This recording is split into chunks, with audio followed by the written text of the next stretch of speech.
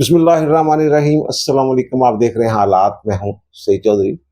आप लोग भी सोच रहे होंगे जनाब ये मामूल से हट के इस वक्त कैसे आ गया। वजह इसकी ये है कि पंजाब का बजट जब से आया है तो वो वफाकी बजट से ज्यादा पंजाब का बजट डिस्कस हो रहा है और अपोजिशन मुकम्मल इसकी मुखालफत कर रही है, तनकीद हो रही है और हुकूमत जो कह रही है जनाब ये मिसाली बजट है।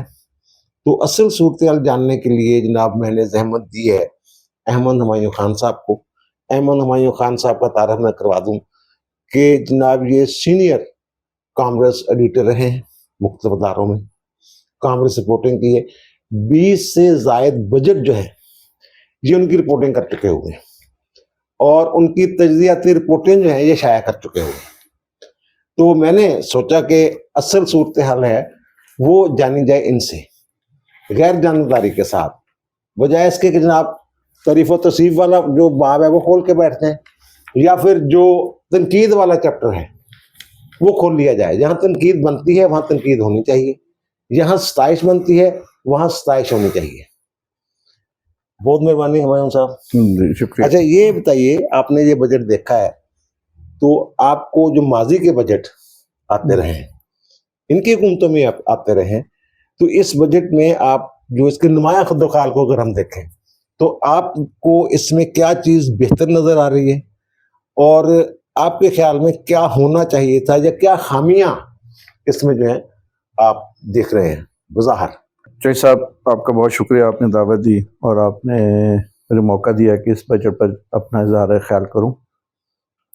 ये बजट जो है ना 5,335 अरब का बजट है, सरप्लस बजट है, टैक्स फ्री बजट है और कोई बजट में कोई नया टैक्स नहीं लगाया गया। लेकिन वो नेट तो बढ़ा रहे हैं ना, उसका क्या करेंगे जी?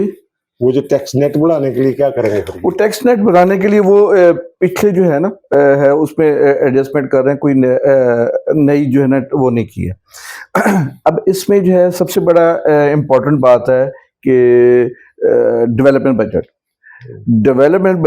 1240 अरब रुपए का है और ये फेडरल का बजट जो डेवलपमेंट है पीएसडीपी है फेडरल का, वो है 1000 अरब का और ये उससे भी ज्यादा है और सिर्फ उससे ज्यादा नहीं है बल्कि इसकी यूटिलाइजेशन भी बहुत ज्यादा है कि पिछली दफा जो पिछले साल है या जो अब करंट फाइनेंशियल ईयर है जो 30 जून को खत्म होगा, इसमें 90% यूटिलाइजेशन हुई है। असल चीज तो इसका मतलब यूटिलाइजेशन है। हाँ, बजट एलोकेट होना तो इतनी बड़ी बात नहीं, असल चीज ये है कि जो आपने मंसूबे बनाए हैं उन पे काम भी तो हो रहा ना। हाँ, ये जैसे ना फेडरल बजट है 1000 अरब का, पिछली दफा 1400 का था, इस दफा उन्होंने कम करके 1000 अरब किया। अब वो 1000 अरब भी पूरे यूज नहीं होते, उसमें भी इतने जहां कट लगना होता है, जहां थोड़ी बहुत कमी बेशी होती है वो पीएसडीपी से पैसे निकाल कर वो रह जाते 400-500 अरब रुपए के यूटिलाइजेशन होती है। पिछले साल जो काम होता हुआ नजर आया है, हर जगह नजर आया है। जी। जो उन्होंने मनसूबे जो प्रोजेक्ट शुरू किए थे उन पे काम भी हो रहा था और तेजी के साथ हो रहा।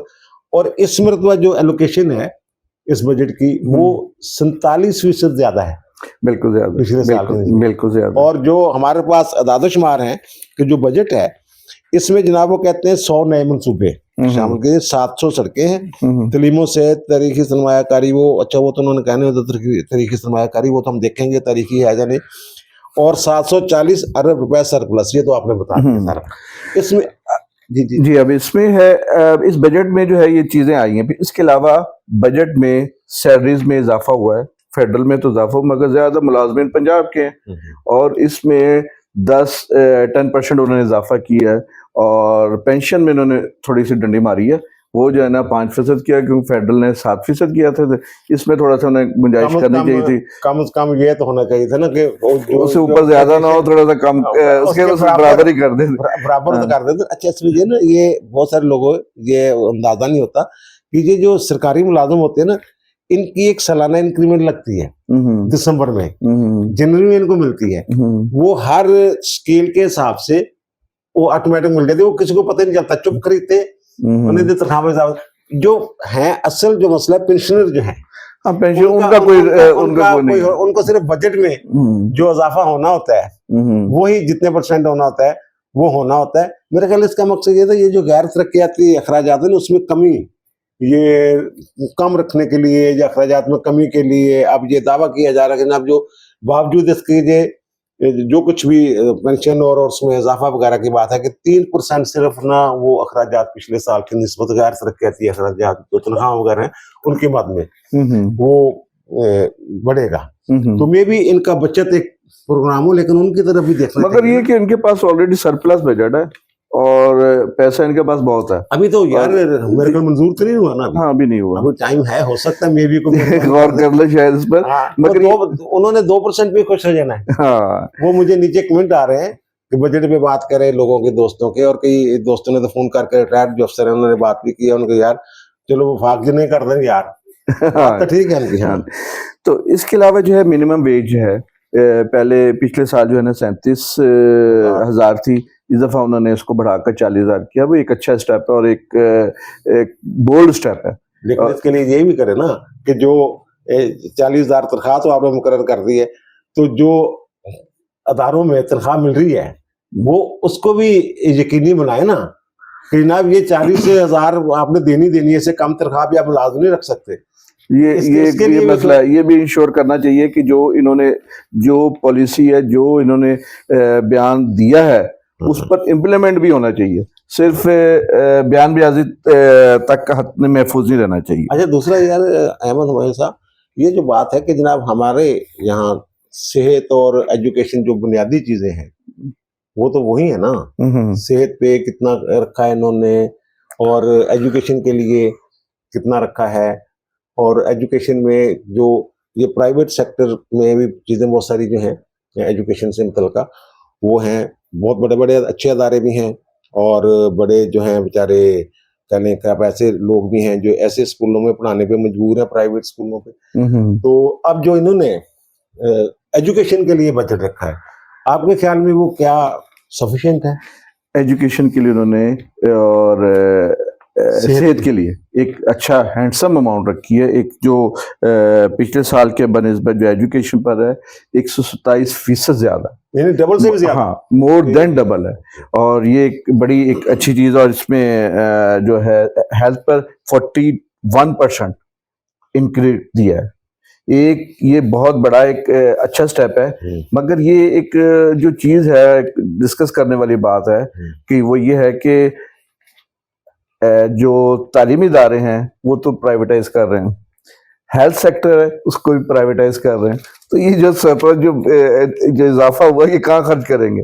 जाहिर बात है इन्होंने कुछ चलो सोचा होगा, कुछ किया होगा। नहीं, वो जो इनकी जो प्लानिंग है उस हिसाब से जो मुझे जो लग रहा है, मतलब ये एजुकेशन पे जनाब इन्होंने 811.8 अरब रुपए, जो आपने कहा कि पिछले साल की निस्बत 21% ज्यादा है, तो इसका मतलब यह कि जो सरकारी इदारे हैं उनका कम से कम मियार ही बेहतर कर देंगे। और फिर इन्होंने जो दूसरे किए हुए दानिश स्कूल इस टाइप जो चीजें वो भी तो है ना, वो तो एक वो है उनमें हो सकता है कि उनकी तादाद में जो 100 नए मंसूबे हैं उनमें उनकी तादाद में इजाफा करना हो, कुछ इस तरह के प्लानिंग हो, वो उसकी तफसीलात जो है वो तो जाहिर है वो उसमें ये बजट अभी खुलेगा तो फिर चलेगा थोड़ा सा तो उसमें पता चलेंगे। इसके अलावा जो है ना एग्रीकल्चर सेक्टर के लिए एक, हालांकि एग्रीकल्चर सेक्टर में लोग रो रहे हैं, किसान रो रहे हैं, शोर मचा रहे हैं कि चावल है उसकी जो है प्रोडक्शन कम हुई है, कपास है उसकी प्रोडक्शन कम हुई है, गंदम है उसकी प्रोडक्शन कम हुई है। लेकिन यह है कि इन्होंने गवर्नमेंट ने इसके लिए एक अच्छा स्टेप लिया है, किसान कार्ड शुरू किया है जिसमें जो इन्होंने 75 अरब रुपए एलोकेट किए हैं ताकि किसान को सपोर्ट फराहम किया जाए। मेरा ख्याल है ये अहमद मोइन साहब जो किसानों वाला इशू है ना, ये किसान जो है वो अपने दादोशुमार दे रहे हैं, गैर जानबदार लोग जो है वो अपने दादोशुमार दे रहे हैं, सरकार जो है वो अपने दादोशुमार दे रही है। अब इसमें ये जो किसानों के साथ हुआ है ना, गंदम वाला जो इशू है, सबसे बड़ा इशू जो है कि जनाब गंदम नहीं खरीदी सरकार ने, ये पिछले साल भी नहीं खरीदी, पहली बात है ये। अगर पिछले साल नहीं खरीदी थी तो उस पर जो गंदम की बुआई है उस पर फर्क पड़ना चाहिए था। इसका मतलब कि ना खरीदने की वजह से भी किसान जो है उन्होंने इस बात से दिल बर्दाश्त नहीं हुआ पिछले साल कि जनाब ये हमारी इन्हीं की हुकूमत थी ना पिछले साल भी, पिछले साल भी नहीं खरीदारी थी। हाँ, पिछले साल वाली पॉलिसी इस साल भी चल रही थी ना। अब इसमें जो मुझे तकलीफ दे रही है बात वो ये है कि किसान ये कहते हैं हमारे जनाब 2200-2400 रुपए फी 40 किलोग्राम फी मन के हिसाब से गंदम खरीदी गई है और जनाब हमें नुकसान हुआ, चलो ये इस पे नहीं जाते। मसला ये है कि अगर उनसे खरीदी 2200 रुपए फी मान के हिसाब से, तो ये जो आप जाएं अब लेने जाएं, या चक्की आटे की मैं बात कर रहा हूँ, वो 4000 रुपए फी मन खरीद ज़ाहिर करके, 3900 सरकारी रेट था ना, वो ज़ाहिर करके वो जनाब उसको उसके हिसाब से आटा जो है वो फरोख्त कर रहे हैं। अब इस तरफ भी तो ध्यान दिया जाना चाहिए ना, जो फ्लोर मिले हैं क्या वो 1800-2200 रुपए के हिसाब से आटा के वो लगा के उसकी लागत शागत वो बेच रहे हैं, इस तरफ भी ध्यान ये सिर्फ गंदम के हद तक है, मगर ये कि आटे की पिसाई फिर आगे तंदूर से वो उस पर इतना ज्यादा रिलीफ नहीं मिला। वो हालांकि जिस रेशो से प्राइस कम हुई है उससे रिफ्लेक्ट होना चाहिए तंदूर में, रोटी की प्राइस में, नान की प्राइस में जो ड्रास्टिकली कमी होनी चाहिए वो नहीं। असल में ये हुआ था कि इन्हें 2020 21-22 या 22-23 में जब यूक्रेन वॉर शुरू हुई है ना, उससे एकदम जो है ना इंटरनेशनल कमोडिटी की प्राइस बढ़ी थी और वो उसको देखते हुए 2300 से जो है 4000 कर दी थी। अब वो तो तकरीबन थोड़ा उसका इम्पैक्ट आया था थोड़ा सा अर्सा, फिर उसके बाद वो प्राइस वापस आएंगे। अब ये चाह रहे हैं कि वो जो 4000 थी मैं वही दी जाए, हालांकि वो तो ऐसा नहीं हो सकता ना। असल में ये भी होता है ना, उस वक्त प्राइस इसलिए भी बढ़ाई जाती थी कि अफगानिस्तान जो है वो यहाँ से अफगानिस्तान से होकर आगे स्मगल हो जाती थी, जो आलमी कीमतों के हिसाब से गंदम फिर वो स्मगल हो जाती थी, इसलिए भी उस वक्त कीमतें बढ़ाना शायद में भी। मगर असल ये कि सम्राट अगर आवाम तक पहुंचाने हैं तो फिर आम लोगों तक, ज़ाहिर किसानों की खास तादाद है, जो गंदम के काश्तकार है उनकी खास तादाद है, तो वो जो कह रहे हैं जनाब हमें प्रॉफिट कम हुआ है, ये कहा जा सकता है ना। तो फिर जिन लोगों के लिए ये हुआ है उन लोगों को तो फायदा होना चाहिए ना। ये जो मेरे जैसे और आप जैसे तंदूर से लेते हैं या बाजार से आटा खरीदते हैं, उनको तो फिर उसका फायदा, उसका फल जो है वो मिलना चाहिए ना। अच्छा, एक और चीज जो है, ये इन्होंने कुछ और प्रोग्राम, धीरानी प्रोग्राम ये शुरू किया। हाँ जी, ये एक बहुत एक अच्छा प्रोग्राम है जिसमें जो है ना एक गरीब और नादार लोगों की बच्चों की, मेरे ख्याल है 5000 उन्होंने बच्चों की शादी का वो जिम्मेदारी ली है कि वो इस साल वो करेंगे। एक अच्छा है, एक गरीब आदमी के लिए जो बच्ची की शादी का जो बोझ है वो काम कर ले। ये 2-2.5 लाख रुपए फी बच्ची का जो है ना खर्चा वगैरह है, उसमें खाना शाना ये भी शामिल है, जहेज भी देते हैं। ये एक बहुत अच्छा प्रोग्राम है, इसको वाकई बल्कि इसको बढ़ाना चाहिए, ज्यादा बढ़ाना चाहिए ताकि ज्यादा लोग इससे फायदा उठा सकें। अच्छा, एक वैसे इन्होंने ओल्ड एज होम वगैरह जो है वो भी, हाँ जी, भावलपुर और ये रहीमिया खां और ये मुख्तलिफ मुजफ्फरगढ़, सरगोदा वगैरह में इन्होंने ओल्ड एज होम जो है ना बढ़ाए हैं, यानी कि वो जो आप कह ले के थोड़े से पसमानदा, हाँ, ये इसको लाहौर से निकाल कर जो है ना दूसरे फार फ्लंग एरिया है उधर भी लेकर गए था। वैसे तो मेरे ख्याल हर जिले में होना चाहिए, है ना। हाँ, जितना जो हालात हुए हैं ना, बेशक छोटा सा हो, ज्यादा गुंजाइश वाले ना हो, छोटे छोटे हो, लेकिन यहाँ 2 नंबर ही बड़ी शुरू हो जाती है ना। ये भी तो होता है ना, ओल्ड एज के जो, चले अल्लाह करे, वैसे हमारे हमारे यहाँ जो ना वैसे इतना रिवाज नहीं है। ओल्ड एज से मुराद ये है कि जो ये नहीं कि कुछ ऐसे लोग भी तो है ना जो जिनके कोई होती ही नहीं, औलाद ही नहीं होती, वे औलाद होते हैं, जो कैसा मसला होता है, कुछ संभालने वाला नहीं होता हकीकी तौर पे। हमारे माशरे में वो तो नहीं है कि जनाब जैसे दीगर कई फारिग करके उसको जो ओल्ड एज में भेजा, लेकिन वो 2 नंबरी का जो इम्कान मैंने कहा था वो इसलिए हर जिला में नहीं हो सकता कि वो जो अफसरान होंगे ना वो कागजों में बहुत कुछ चल रहा हो। बड़ी माजरत के साथ में बात करूंगा।